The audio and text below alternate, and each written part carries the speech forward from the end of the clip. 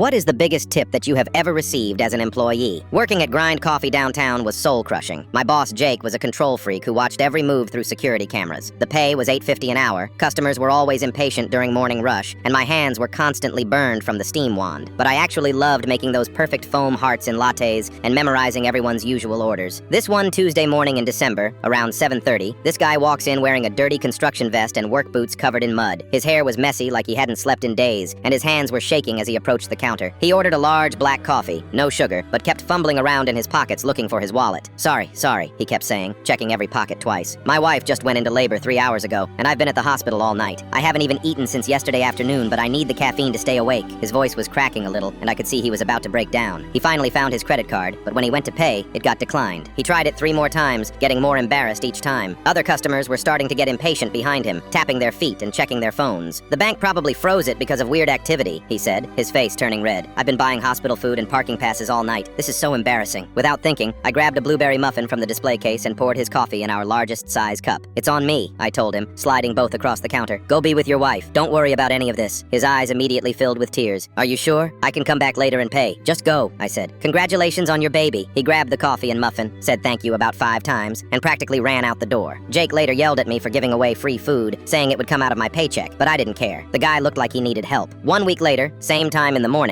the construction guy walks back in. This time he's wearing clean clothes and pushing a stroller with this tiny baby inside. He's smiling ear to ear, completely different from the stressed mess I met before. Hey, you probably don't remember me, but black coffee, no sugar, I interrupted, grinning. How's the baby? Perfect. Healthy. 10 fingers, 10 toes. He reached into his jacket pocket and pulled out a white envelope. This is for you, for helping me that day when I was falling apart. I thought maybe it was a thank you card or something, so I stuck it in my apron pocket to read later. He bought his coffee, left a $20 tip, and walked out waving goodbye. During my break, I opened the envelope expecting a nice note. Inside was a folded piece of paper wrapped around what looked like a check. I unfolded it and almost dropped it on the floor. It was a cashier's check for $100,000. I stared at it for like 5 minutes thinking it was fake or some kind of joke. The note said, "Everyone wants something from me now that business is good. You were the only person who gave without asking. Use this to chase your dreams. David Kowalski." I ran to the bank during lunch, convinced they would laugh at me and say it was fake. The teller looked at it, scanned it, made a phone call, and then looked at me like I had won the lottery. "This is real," she said. "Do you want to deposit it?" My hands were literally shaking as I deposited the money. I couldn't stop thinking about it for the rest of my shift. When I got home, I looked up David Kowalski online. Turns out he owns Kowalski Construction, one of the biggest companies in the state. The week his baby was born, his company had just landed a massive government contract to build part of the new highway system. The deal was worth $28 million.